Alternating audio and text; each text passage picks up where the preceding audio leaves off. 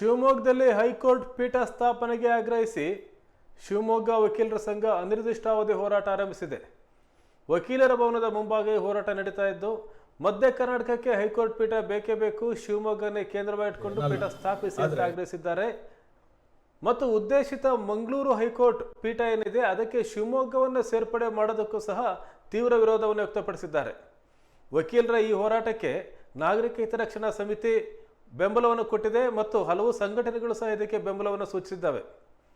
Shivamogga press trust ಅಧ್ಯಕ್ಷ N Manjunath ಅವರು ಸಹ ಪತ್ರಿಕಾ ಸಮೂಹದ ಪರವಾಗಿ ಈ ಹೋರಾಟದಲ್ಲಿ ಭಾಗವಹಿಸಿ ಬೆಂಬಲಿಸಿದರು. ಆದರೆ ಹೋರಾಟ ಸತತವಾಗಿರಬೇಕಷ್ಟೇ. ಇವತ್ತು ಮಾಡಿ ನಾಳೆ ಮುಗಿಸೋ ಪ್ರಶ್ನೆ ಇಲ್ಲ. ಪೀಠ ಇಲ್ಲಿ ಬರೋವರೆಗೂ ಕೂಡ ನಾವು ನಮ್ಮ ಜೊತೆಗೆ, ನಮ್ಮ ಸಂಘ ಜೊತೆಗೆ ಜೊತೆಯಾಗಿ ಎಲ್ಲ ಸಲಹೆ ಸೂಚನೆಗಳನ್ನು ನೀಡ್ಕೊಳ್ತಾ ಅವರ ಒಂದು ಏನು, ಹಾಗೂ ಇಲ್ಲಿ ಮಹಿಳಾ ರೇಣುಕಮ್ಮನವರಿದ್ದಾರೆ, ಒಂದು ಮಾತಾಡ.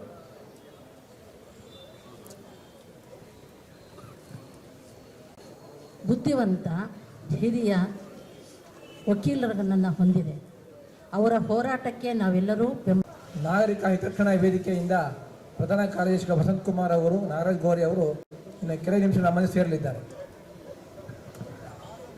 ನಮ್ಮ ಶಿವಮೊಗ್ಗ ಬಾರ್ ಅಸೋಸಿಯೇಷನ್ನಿಂದ ಮತ್ತು ಶಿವಮೊಗ್ಗ ಜಿಲ್ಲೆಯಿಂದ ಎಲ್ಲ ಬಾರ್ ಈಗಾಗಲೇ ಭೇಟಿ ಮಾಡಿದ್ದೀರಿ. ಅವರು ಕೂಡ ಒಲವು ತೋರಿದ್ದಾರೆ ಅನ್ನೋ ಒಂದು ತಿಳಿದು ಬಂದಿದೆ. ಅಲ್ಲಿ ಅವರು ಕಾನ್ಫಿಡೆನ್ಸ್ ಇಟ್ಕೊಂಡು ಅವ್ರ ಮೂಲಕ 1956ರಲ್ಲಿ ರಾಜ್ಯಗಳ ಪುನರ್ವಿಂಗಡಣೆ ಆದ ನಂತರ ತುಂಬ ಕಡೆಯಿಂದ ಬೇಡಿಕೆಗಳು ಬರ್ತಾ ಇತ್ತು. ಪರ್ಟಿಕ್ಯುಲರ್ಲಿ ಮಧ್ಯಪ್ರದೇಶ್ ಆವಾಗಲೇ ಕರ್ನಾಟಕದಲ್ಲೂ ಇತ್ತು, ಧಾರವಾಡದಲ್ಲಿ ಕೊಡಬೇಕು ಅಂತ. ಈ ಬೇಡಿಕೆಗಳು ಬಂದಾಗ ಕೇಂದ್ರ ಸರ್ಕಾರ ಇದಕ್ಕೆ ಬೇಕಾದಂಥ ಸೂತ್ರ